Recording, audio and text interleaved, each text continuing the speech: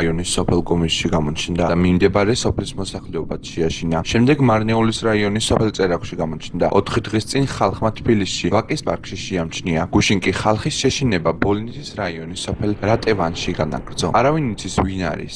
ფსიქიკურად შეშლილი ადამიანი პოზიციური არსება. როგორც მნახველები ყვებიან, იგი შავი შესამოსლით მანტიის მსგავსი ტანსაცმლით გამოირჩევა. კატისებრი თვალები, სიმაღლით დაახლოებით 1.90 სანტიმეტრს აღწევს. აქვს ხმა, რომელიც თვითმხილველების თქმით ჯერ არც ერთი ცოცხალი არსებისგან არ გაუგია. რთულია ამ ხმის ადამიანის მიერ გამოცემა აღნიშნავენ კუმისელები. აღსანიშნავია ის ფაქტი, რომ მნახველების თქმით იგი თავისუფლად გადაახტა რამდენჯერმე 2 მეტრიან ღობეს, რაც ძლიერი ფიზიკური მომზადების ან რაიმე ზებუნებრივი უნარზე მიგვითითებს. საინტერესოა ის გარემოებაც, რომ ტერიტორიაზე, სადაც ეს ადამიანი გაივლის და ხალხს აშინებს, ძალიან ხშირია საქონლის ან შინაური ცხოველების სიკვდილიანობა. ადამიანებს არ ერჩის. შსს პრესსამსახურის ცნობით სამართალდამცავებს კუმისელ მოჩვენებასთან დაკავშირებული არც ერთი შეტყობინება არ დაუტოვებიათ რეაგირების გარეშე, მეტიც საქმე აღძრეს. გამოძიება კუმისში ადგილობრივი მოსახლეობის სახლში გაჩენილი ნაკაწრების საფუძველზე დაიწყო და დიდი გულისწყრით მოწმდება ყველა შეტყობინება. საქმე შედება ყველა ფაქტი, რომელსაც მოსახლეობამ ამ მოუცნობობებით უკავშირებს.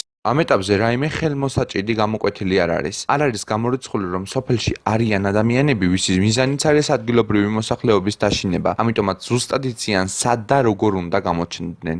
მაგალითად, როდესაც გადამღები ჯგუფები ჩავიდნენ, მათი ყოფნის შესახებ გაიგო მთელმა სოფელმა. ამიტომაც არ არის გამორიცხული, რომ ის მოჩვენება აღმოჩნდა იქ, სადაც ისინი წავიდნენ. თუმცა არც ის არის გამორიცხული, რომ უცნობი არსება საერთოდ არ არის ადამიანი და როგორც ამბობენ, არის რეიკი ან იეტი, ან სულაც თოვლის კაცი.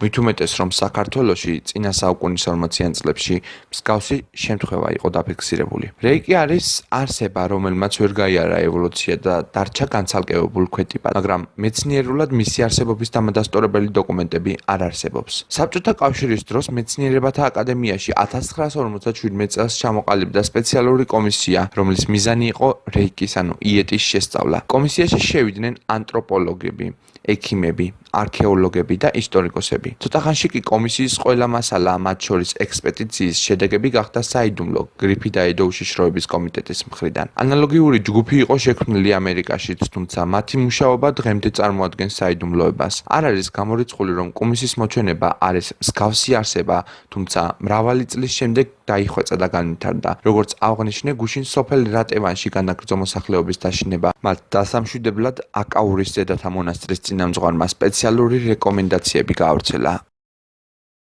პერიმეტრზე ესე იგი საკმეველი შემოატარონ ნაკურთხი წყალი ასხურონ სახლს 90 სალმონის თქმით რამდენჯერაც ეს დაჭირდება. შეზძახონ რისხანებით, ბოროტს იესო ქრისტეს სახელით გიბრძანებ, განვეთ ჩვენგან ამინ და ჯვარი გადაისახონ. ეს არის. შემდეგ კი ბოლნისის ქუჩებში ლიტანიობა მოეწყო.